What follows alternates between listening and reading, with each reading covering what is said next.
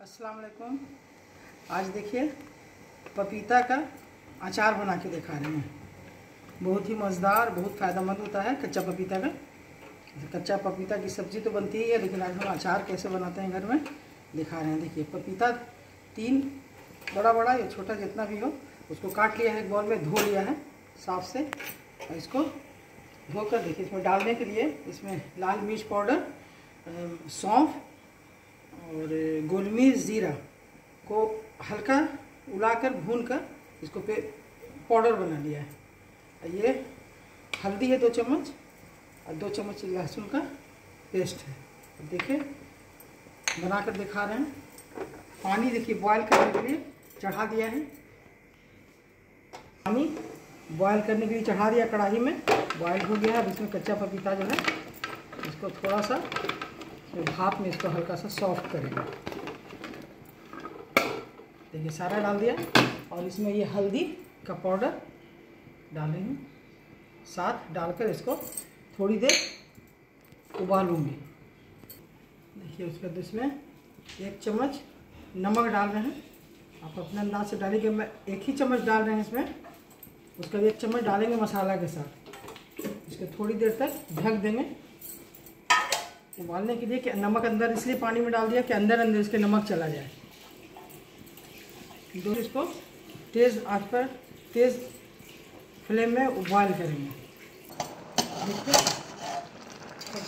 पपीता को 7-8 मिनट तक, बड़ा बड़ा टुकड़ा है इसलिए ज़्यादा टाइम लगा। उसको थोड़ा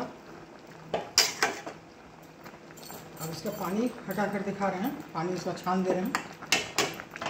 मुलायम हो गया, देखिए सॉफ्ट हो गया है। बहुत ज़्यादा नहीं गलाना, देखिए इस तरह से कट रहा है। इसका पानी इसका गार कर दिखा रहा है। पानी हटा दिया है। इस तरह इसको चला के थोड़ी देर ठंडा होगा। अब देखिए एक बॉल ले लिया है, गमला। अब इसमें देखिए ये नींबू का रस निचोड़ कर रख लिया है। इसमें नींबू का रस डाल रहे हैं।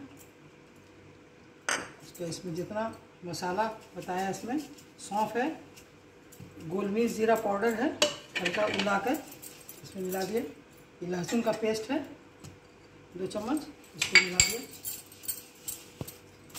देखिए ये अचार का बोयाम के पेंदा का जो अचार का मसाला का तेल है उसको थोड़ा डाल रहे हैं कि इसमें अचार का थोड़ा महक लगेगा। इसी मसाला में थोड़ा चूर के मिला दे रहे हैं इस तरह से। और इसमें ये सरसों का तेल, इस मसाला में सरसों का तेल डाल दिया। सबको अच्छी तरह मिला देंगे। आप चाहें तो आमचूर पाउडर भी डाल सकते हैं नींबू की जगह, लेकिन नींबू का रस डालने से बराबर खट्टा लगेगा, अच्छा लगेगा। थोड़ा अचार का तेल डाल दीजिए। मसाला के साथ हो गया, मिल गया। अब देखिए सबको सारा मसाला इसमें मिला दिया। अब देखिए बॉयल करके रखा है ये पपीता उबला हुआ। अब इसको इसमें झल डाल देंगे। इसमें डाल दिया। देखिए अच्छी तरह मिला देंगे मसाला में। जो गर्म है इसमें चाहे तो हाथ से मिला सकते हैं। मसाला अच्छी तरह मिला दिया है इसमें। उसके बाद इसको ठंडा हो जाएगा तो सुबह में जब धूप हो तो इसको 2 दिन तक धूप में किसी चीनी के बोयाम में रखिए या चीनी के बॉल में रखिए, शीशा के बॉल में रखिए। उसके बाद इसको 2 दिन धूप में रखिए। धूप में रखने और ठंडा हो जाए तो डाल दीजिए फ्रिज में। ऐसे चाहिए ऊपर रख सकते हैं। देखिए कितना अच्छा। देखिए इसका जब निकालना हो जितना इसको निकालिए इस तरह।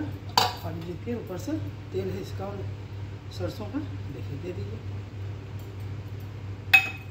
इतना मज़ेदार लगेगा ये। रोटी चावल जिस चीज़ के साथ खाइएगा, फ़ायदेमंद भी है और बहुत मज़ेदार है।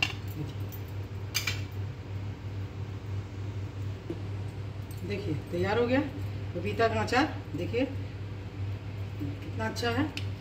और आपको छोटा टुकड़ा अगर काटा है तो ज़्यादा देर नहीं कर, इसको गल जाना है कि बहुत ज़्यादा नहीं गले, लेकिन अंदर से गल जाए। देखिए हो गया तैयार। ये बहुत मज़ेदार है, बहुत मज़ेदार लगेगा। बनाइएगा एक बार मेरी तरह से बनाइए और देखिए। स्टोर करके रखिए या कम बनाइए। और मसाला अपना नमक और हल्दी अपने अंदाज से डालिए। मसाला बिल्कुल थोड़ा थोड़ा, बहुत अच्छा है, टेस्टी है। वही तरह से बनाइए और खाइए। पसंद आए तो मेरे चैनल को सब्सक्राइब कीजिए, लाइक कीजिए। और शेयर भी कीजिए।